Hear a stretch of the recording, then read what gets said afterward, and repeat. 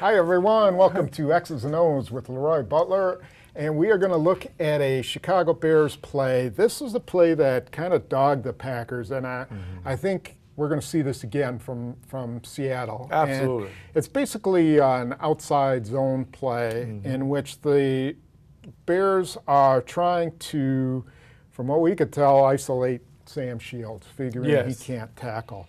So why don't you set it up for us and tell us what we're about to see. Yeah, go ahead, and then we'll look at the formation from the screen. I'm going to show you the V that's very important. This is the V. Invisible V, the two safeties and the quarterback. That's who has to get everything in the right progression. Now, if you come down too quick, Jay Cutler knows. There's Come a down rotation. to where? It just come You're down. talking about coming. Yeah, just come on down. He kind of knows what's going on. But if you can rotate and hold your disguise to 10 seconds before you can rotate, then you're good. Most quarterbacks have to get into it by then. If not, it's going to be delay game. Right, right. But in the 20s, hold it. But for some reason, Hyde came on down. Okay, great. That's exactly what Jay Cutler was looking for. He wants to make sure everything goes out to Sam Shields. So let's look at that first photo because it shows Micah Hyde right there, and Cutler is all set. I mean, he knows where he the knows Packers exactly are where he lined up. wants to go. And instead, you're saying at the point that he's at in this photo, Micah Hyde should be coming down now. Yeah, right. He should make Cutler guess is 21 coming down and he's going to the middle, or vice versa. Okay. But once you come on down, you know, it's a little bit easier for most quarterbacks to say this is the strength and this is the weak side. So once that happens, okay, great. They got the play they wanted. Okay. Okay, fine. I mean, you still got to make the play. What you're going to try to do is this tackle's going to come down and double here, and they're going to pull this guard right here, Tom. Now, the key to a lot of these plays are if you get cracked, stay in your gap. But right when, you know, you get a block right here, stalemate, 19 comes on Eddie Roy, he's going to crack on Michael Hyde. Okay, fine. Now the outside guy's going to crack on 29. Now when Forte gets the ball, we got another picture of Forte at the end. Yeah, let's look at the crackback blocks. You can see it in the photo. Yeah, but the key to this, that's how it's going to look. Right. The key to this, Tom, is right here, Michael Hyde. He has to shoot this to the next level.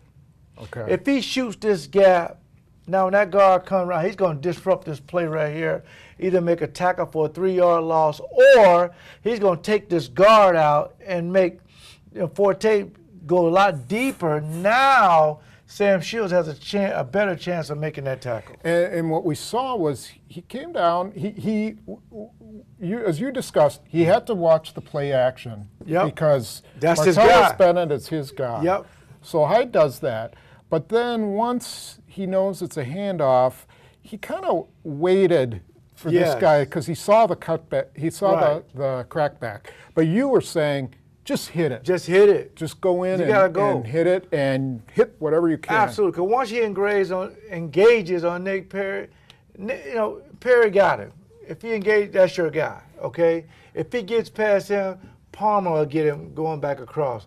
You got to be aggressive right here because you got two cracks going by 19 and 10, and now this is going to be Marshawn Lynch on Sam Shields. As we'll see in this last photo, you can see they've got the perfect isolation there. They got Matt Forte on That's the picture Sam that they Shields, want right there. And you can see everybody else bottled up there, and that's the whole idea of this run. But so you're saying either Hyde has to come in and make that, or you also said that Nate Palmer in the middle here did not scrape over the top. The key for Palmer is if this guard pulls, if he move, you move. Okay. Once he pulls, get over the top. If he doesn't pull, then you can just kind of wait and see what's going on. Because if any of these guys come and crack you, you know you got a free guy. Because he's kind of a free player here, okay? Because this is his man. So my thing is, and then again, you got your guy, you know, Matthews, he's did it before, chased his play down in the back, if you can make this thing what we call belly back deep. And that's another thing. If Hyde comes here and slows it down, maybe Matthews gets it from behind. So there's a lot of little things that go into defending that play. Absolutely, and I think the coaching point today is be aggressive. If a guy's trying to crack you, stay in that gap, but push it to the next level. Every time you go to the next level, that's making Forte or Lynch make one more step deeper, and the pursuit can get to him. Okay, great. So next we'll look at a play from the Seattle-St. Louis game where we saw Russell Wilson get some heat. Yeah. So this Seattle play is really interesting because Jeff Fisher decided that whenever Russell Wilson was in an empty backfield, he was going to come after him. They're going to get after him. And you said that was similar to your philosophy when you played the 49ers, right? Yes, when we played Steve Young, anytime it was empty, we were going to get him.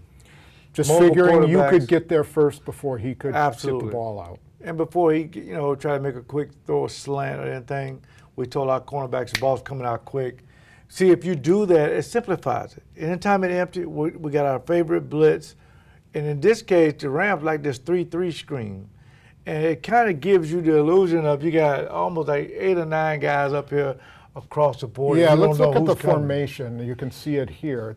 You can see they got 1, 2, 3, 4, 5, 6, 7 guys up at the line of scrimmage. It's crazy. Yeah. And then you probably can't see there's a corner over there as well. Right. So what are they going to do here, and what's their plan to get after them? Are they bringing all 7 or what? Well, no. What they try to do is 2 things. You got to have some very athletic linebackers because you want them to have the illusion of coming up and getting these guards to hold. When you get there, not just linebacker can come, okay? And then now on this side, Russell is thinking maybe the linebacker at the end is coming, but guess who comes? A guy that kind of spies him to come. Now they got him contained. Right. Well, guess what? You would think, why don't he throw these little pop passes right here to these 2 guys? When these guys engaged, they came out. They came out. Now he held the ball, and you got a sack right there. And I think we can show that on the second photo that you can see that. Yep. You see those 2 guys dropping out of there. They're bailing out, and these 2 are coming. And on the right there, you see Jimmy Graham. And Wilson's, obviously, his first read is to the left because you see his head is turned to the left. But his head should be turned to the left and come back to Jimmy Graham on the outside, what we call a Y stick. He would just stop right there. But again, all these guys got to do, the inside guys, is just so these guards won't pop out to take these 2 guys. Yeah. And what happens is, real quick, Tom, if these guys start popping out, getting these 2 rushers, then these guys, they'll just come. Okay. They'll just come. And now they got more than they can cover, and you'll just take your chances. I think in this scenario, you're putting a lot of pressure on this offensive line, which isn't as good as it used to be. And then in the end, you can see that the 2 matchups, the guys are covered. There's nowhere for Russell Wilson to go, and he goes down. Now let's try to put this in Packer terms. Okay. I don't know that we're going to see a 3-3. A 3-3. You could. Yeah. You could see, 7 across the line, but what if, let's say, the Seattle comes out with this exact same formation, 5 out? What do you think Green Bay does here if they were to blitz? The first thing Green Bay wants to do is contain Russell Wilson. You do not want him outside the pocket because he got a run and a throw option. That is bad. So you want to keep him in the pocket as did the Rams, but you want guys to basically funnel him in to the inside rush. You got to get good push up in his middle. And I think that's a recipe for any quarterback. He has to guess who's coming. Right. And disguise. Slow your disguise down. Don't just come running up in here faking. No, hold your disguise and hold your rotation, again, to 10 seconds. If they snap it before then, you have to hit it on the run, so what? But what you don't, I'd rather hit it on a run late, Tom, than just give it away. Then give it away. Don't just give it away. Make this center guess who's coming. Make these guards guess what's your front. Make them guess, because every time they're thinking, I'm past them. They're thinking, I'm past them. Now you get a very conservative defense and turn it into an aggressive defense.